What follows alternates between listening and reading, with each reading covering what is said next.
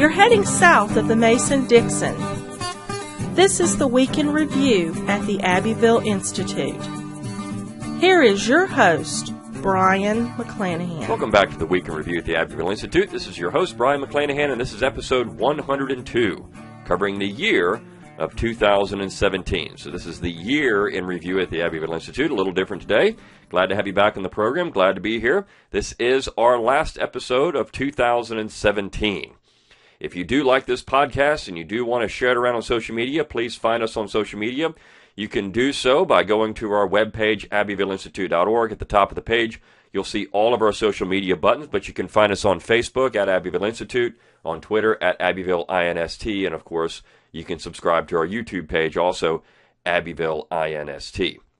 If you want to help us in our mission to explore what is true and valuable in the Southern tradition, please consider a tax-deductible donation to the Abbeville Institute. Time is running out for 2017.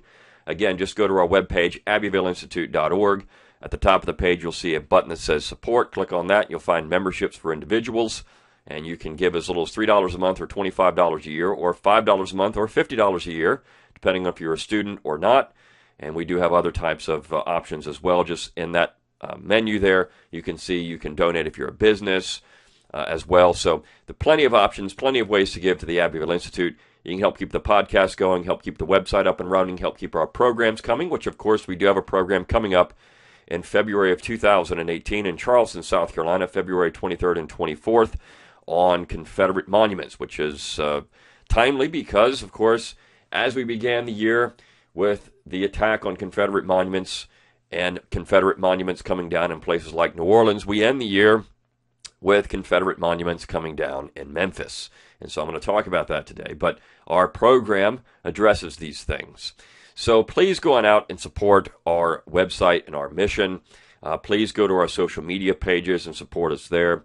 We do exist on your generous contributions and the ability for you to share around our materials. So all of those things, we do appreciate it. And I will say as the year comes to a close, we've had a very good year in that way. And so we do thank you for all the people who have donated to the Institute, all the people who have helped us this year continue our mission. We've had a very good year at the Institute in terms of profile and material being shared around. Our social media accounts have more users than we've ever had. So we do appreciate all of those things. We cannot do this without you, those listening to the podcast, those who are going to our social media accounts, those who visit our webpage, and those, of course, who support the Institute through financial contributions. Okay, so I want to talk about the year in review. As I said, we began the year not knowing 2017 opens. Of course, it's a big year in politics and all those things. We've got the election of Donald Trump, and people are euphoric about that, and some people are upset about that. They want to go outside and yell at the sky. So we have all these things going on. And, of course, our mission continues, which is to find what in the Southern tradition is important for our current social, political, economic climate today in America. And it just so happens that we started to see in 2017 a number of Confederate monuments come down. Of course, the attack on the Confederate flag and Confederate symbols and all these things really began in the modern form in 2015, in June of 2015.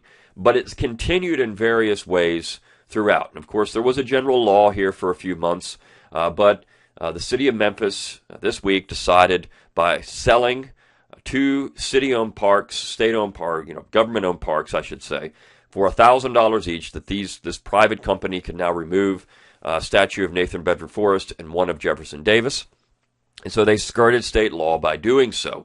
I don't know what's going to happen with this, whether there's going to be the legal challenge here. I'm sure that's going to happen. I'm sure there is going to be some legal challenge, and we'll see what comes out of that. And, of course, this has been a process during this year. Statues coming down, symbols under attack. And we've continued to plug along here at the Institute because of one particular thing. And I actually want to go back and read part, or at least paraphrase part of an email that Clyde Wilson sent me after the last two podcasts. If you think back, episode 100, a very special episode, I had Don Livingston, the president of the Institute, on this podcast. And we did an interview, and we talked about the South and the Southern tradition. And one thing that, of course, came out of that was this idea of decentralization, the political tradition of the South, which is still something that's very current for modern America as we look at some of the things going on. People are talking about political decentralization in a variety of ways, whether it's for lefties like out in California, or if it's things like state interposition or nullification, for things like domestic surveillance or marijuana legalization, all these other things. People are talking about this decentralist political tradition, or issues like abortion. All these things are coming up, left and right. And of course, that's very much part of what the Southern tradition offers for modern American society. And when you look at the series of lectures that Eugene Genovese gave back in the early 1990s, that was part of it. But as Clyde Wilson emailed us and he said, look, I like that idea. And in podcast episode 101, I talked about this a little more. But he said there's something missing in all that. All of these things we talk about at the Abbeville Institute, whether it's the political tradition of decentralization, whether it's things like music or food or literature, the things that the South still really gives to America that makes it richer. All these things are possible, as he said, because the South is an extension of the people that live there.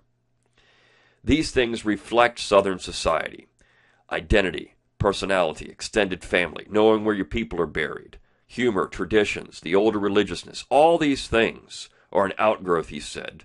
The literature, the attitudes, the music, that's just an outgrowth of these type of things. And he said decentralization really doesn't mean anything unless it has a people, something firmly there, planted there to root it. All these things are just abstractions outside of that. And I think that's entirely true. One of the things, you can't have political decentralization unless you have something to defend. In other words, when the South seceded in 1860 and 61, it had a real tradition and culture to defend. This is why people were willing to do it. It had something tangible to defend. And I know people would say, well, yeah, it had slavery. No. The people that were fighting, I mean, I've often wanted to put up the image of, I think it was after the Battle of Gettysburg, one of the images of a Confederate soldier completely blown to bits. His entire stomach is ripped out, his hands blown off, his face is bloated laying on the battlefield. And I'm sure that man was willing to face that horror, because that's what that is. It's an image of sheer horror, because he was defending slavery. I mean, it just makes no sense whatsoever. As countless Southerners relayed in their letters, they were going to war to defend their home against invasion. To them, that's what it meant. Regardless of all the other issues surrounding it, to them it was defense against invasion. The women that supported the Confederacy, and many times, as the letters bear out, more enthusiastically than the men, were worried about what they termed Yankee invasion. They were more ardent Confederates than the men oftentimes. The pennies that they sent to the effort to build the CSS Jackson in Columbus, Georgia, and again, I've talked about this on the podcast, and how you go back and look at the evidence there, and the money that was coming in, pennies from children and women to try to build this Confederate ram in Columbus, Georgia, because they didn't have the funds to do it, but yet private investment going into these things. This was a concerted effort at defending something tangible. Decentralization, I agree. Decentralization means nothing unless you're defending something tangible. And so these things that make the South vibrant are a reflection of a tangible people. And I think that's important to understand. All the symbols, and I've said this before, and of course Don Livingston has said it as well. When the South seceded in 1661, they didn't have any symbols, except for the American symbols, which they had been a vibrant part of. In fact, you could have said the South was America and the Jeffersonian tradition leading to that point. And I've said on this podcast, the South still is America in many ways. What we think of America is so much part of the Southern tradition. But when you look at when the South left, they didn't have a flag. They didn't have any statues. They didn't have any of that stuff. And you can tear all those things down. All of those things can go away.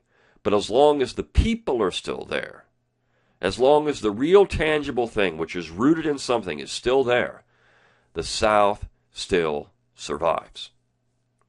And it doesn't matter. I mean, I know it does matter, of course, to us, these things surviving or not, because they reflect a people.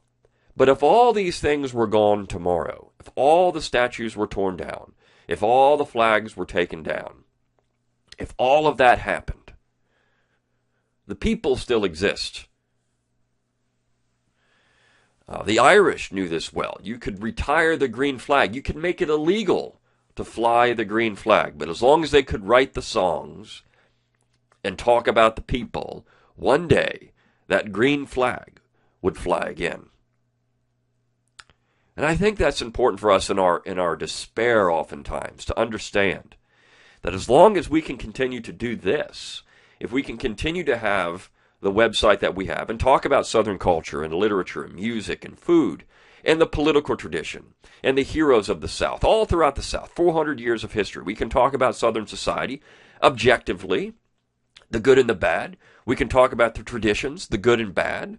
We can talk about the agrarian tradition rooted in the land and where your people are buried and your families and the environment around you. Those things that are born out of a substantial, rooted civilization. As long as we can talk about those things, the South still survives. Whether the symbols are taken down or not, the South still survives in all of that. And the Southern tradition still survives. Now, it can be dormant. It can be on the run. It can be made fun of. It can be mocked, and it is. But when you look at things like the Hollywood scandals that are going on now, and all of the men that are under attack, and of course this seems to be an attack on men, but it's really not an attack on men, it's an attack on boys, because the Southern tradition provides the counterweight to that. It's chivalry. It's the chivalric code that Southern gentlemen had that has been scoffed at and laughed at. We now live in the bro society where men act like boys. But perhaps what we really need is a dose of the South. If these men acted like men and showed women proper veneration and respect, and there were boundaries, borders between men and women, and how men and women acted with each other, none of these things would be going on in society today. That is something tangible the Southern tradition provided. It was a reflection of a society and a people. And of course, we've lost that at our own peril. This is what the South offers. When we talk about things like independence and how do people become more independent, you see someone like Dave Ramsey, who's very popular with saving money and having cash and these type of things, staying out of debt. Well, Southerners, of course, acquired a lot of debt, but one of the things you can see in that tradition was independence. If you could, the Jeffersonian idea, now not even Jefferson himself could live it all the time. He had a tremendous amount of debt. But the idea of an agrarian independence is born out of the South. To have that in the face, the onslaught of what we're looking at in the financial world today, is something real that you can hold on to. To live on the land, to have a certain amount of independence, to have that independent spirit. The I'll take my stand narrative and the 12 Southerners, the agrarians. That's something real. The older religiousness, the Christianity that bound the South together, and still does bind the South together in so many ways. This reflection of Southern society, and of course, all man is fallen, all men are sinners. No man is perfect. And Southerners recognize that, which is why, as we've talked about in our summer school this last year, listening to Bill Wilson talk about the fact that Flannery O'Connor could point out the abnormal because Southerners recognized the abnormal. They recognized that all men were fallen. And that there was an odd. And you could point it out. And you could live with it because you could point it out. You didn't have to. Southerners were accepting of things because they recognized things as odd. Whereas it seems like in other parts of the world they didn't. It was hush-hush. So These are the things, as we close out the year of 2017, and we look back on the articles we produced this year on culture, on politics, on heroes, the countless articles we ran talking about how New Orleans is ground zero, and why Confederate monuments were built. At the end of the day, the Confederate monuments were built as they reflected a society that admired heroes, that admired gentlemen. As Booker T. Washington wrote, and it's often been said, well, no black people ever supported Confederate monuments. Booker T. Washington wrote that he supported erecting Confederate monuments to the best men in society because they could serve as symbols for men of all races on how to conduct their affairs and how to live their lives. The best men in society should be celebrated in his mind. And these men that were being honored were the best men in society. Robert E. Lee, Jefferson Davis. They reflected the best of what the South had to offer, which is why they were there. Or the Common Soldiers Monument, which was just an outgrowth of what was going on in the North as well. They were being built all over the North, soldiers' monuments.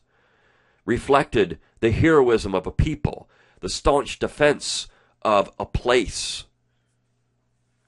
and an American political tradition that defended a way of life. And the sacrifice. These are things that were honorable for generations of Americans. Sacrifice. Americans don't believe in sacrifice anymore. It's the consumer society, the me first, I want what I can get now. It's the immediate gratification society. That is not the Southern tradition. The Southern tradition is slow. It moves with the seasons. It moves with the sun. That reflects a people. Immediate gratification does not fit into that. But yet, America has adopted that. And of course, the Southern tradition can offer a counterweight to that, as Genovese talked about. You can strip away the bad parts of a tradition, the stuff that you don't want to continue to emulate, and you can still have the good, as Livy wrote when he talked about old Rome. The things that made old Rome great. Excuse me, I'm still fighting a cold today. So when we look at all the things that we do at the Institute, and we write about Jefferson, and we write about Calhoun, and we write about Lee, we write about some of the forgotten men of the South, Bledsoe and St. George Tucker and John Taylor of Caroline, and even people who should be remembered because they had a prominent place in society like James Monroe. We write about these people. It's because they represent something real about a people and a place, a tradition that existed far beyond just 4 years of Southern history. The South has a 400-year impact on America. The interaction between Southerners and what they developed over time in a land and a people and a place matters. And again, you can strip away everything else and all of that will still remain as long as people can talk about it. As long as we can write the songs. I would encourage people who are musicians to write songs about the Southern tradition, the land and the people, and still do this in literature. I just received the other day a wonderful little book by one of our contributors, Paul Yarborough. It's a new novel, Thy Brother's Blood, and so we'll probably review it here soon. But it's a great story of Louisiana, of people in a place in Louisiana. Do these things. Write these things. Continue to write the songs because that stuff still remains if everything else goes away. It doesn't mean we give up and just throw up our hands and say, you know what, just take all the monuments down, take the flags down, whatever it is. It doesn't mean you give up, but you have to be optimistic and understand. And I'm optimistic, more optimistic now than I would have been 20 years ago in many ways. Yeah, the current attack on the South began more than 20 years ago. It began in the early 90s. It'll almost be 30 years that it began. And it's gained a lot of steam and things are happening. But I think one thing that is happening is Americans are becoming somewhat disgusted by what's going on. They're becoming disgusted by it because they recognize, and as we've said on this show, there is a slippery slope. And people say, there's a slippery slope fallacy. You can't say the founders are going to come down because the South comes down. You can't say Christianity is going to be under attack. Well, it is. You take down one thing, the next is going to fall. The South is a low-hanging fruit. You take that down. And, of course, the next domino to fall would be George Washington and Thomas Jefferson and James Madison. And then when you take that down, then you're left with, well, what's the underpinning of the entire aspect of Western civilization? One of the things is Christianity. You have to take that apart.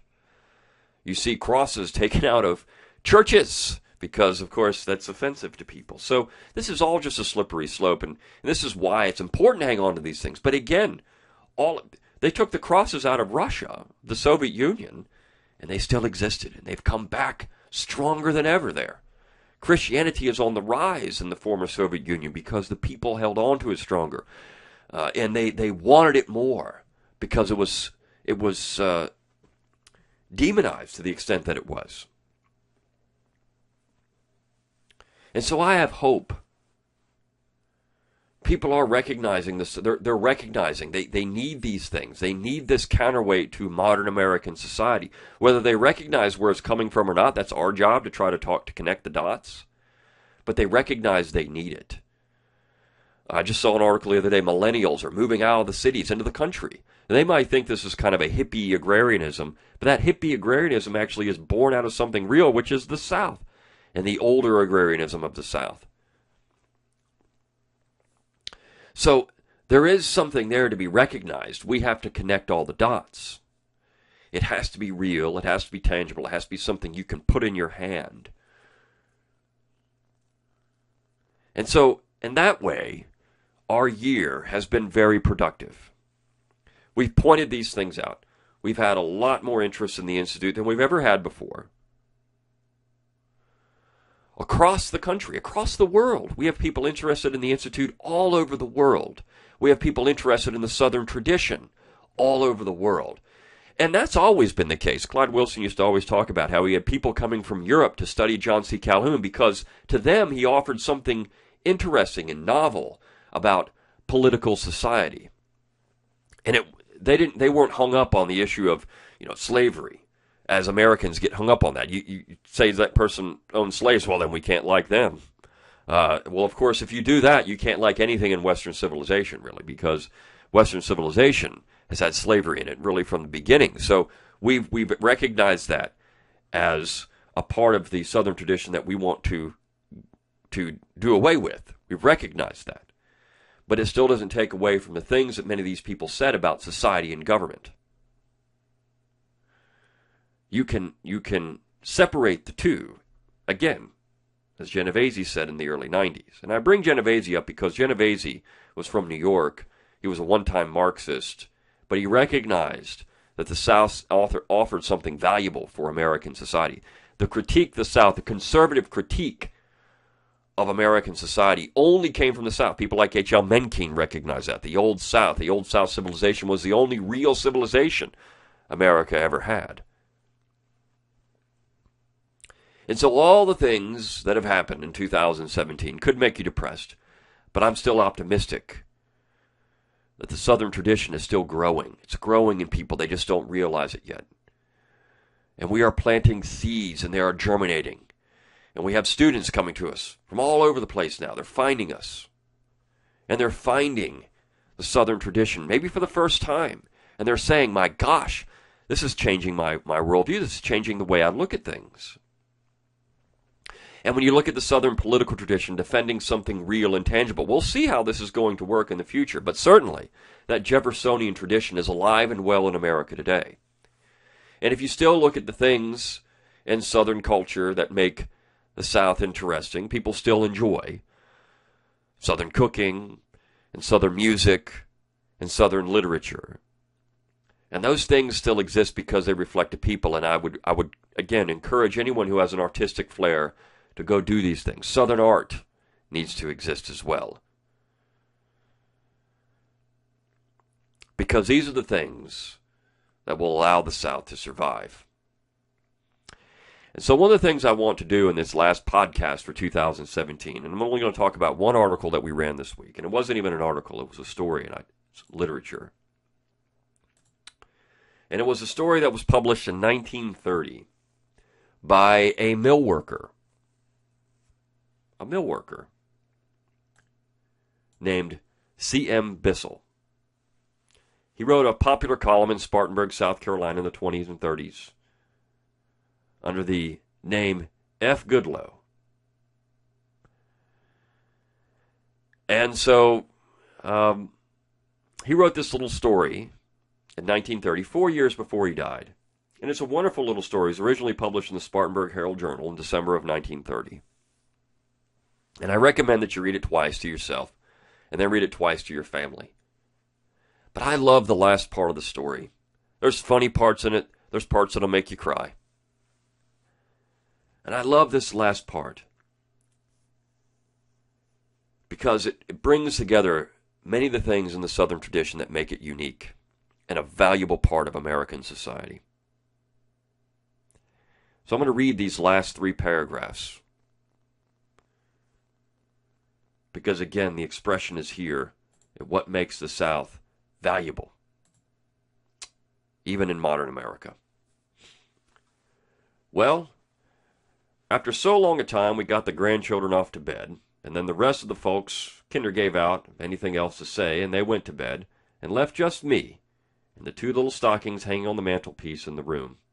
And so I put on my old hat and went out in the yard to look around like I always do. And it was snowing to beat the band. And I stood out beside the garage and watched her come down. And I thought how well the good Lord had treated me the past year. And I was thankful for it, too. I was thankful that we were all home together again, well and hearty and broke. Well, I knew I was getting older, and 1930 had been a hard year on me, with money scarce and my joints getting sort of stiff and hurting lots, and the old mill curtailing all over herself, and me too. But still there was a lots to be happy over, as I thought of them 11 cakes, 2 hens, 1 rooster, and 1 ham all ready to be eaten up tomorrow, to say nothing of the cranberry sauce and the dressing and gravy. And so I went back to the house and stood on the back steps just a moment, and I saw poor old George and Sue come out on their back porch. They stood together, and George had his arm around old Sue's waist. And they was both standing there looking through the driving snow out toward old Bide-a-While Cemetery, where, under a whitening mound, their Christmas lay asleep. And so I took off my old hat, and I asked God to please kinder soften the thing down for George and Sue. And then I wound it up with the prayer of tiny little Tim. God bless us, everyone.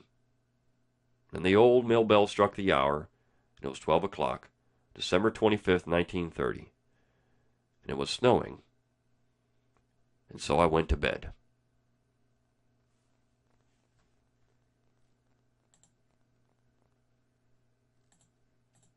And at that point, it's time to put 2017 to bed for the Abbeville Institute. Until next year, good day.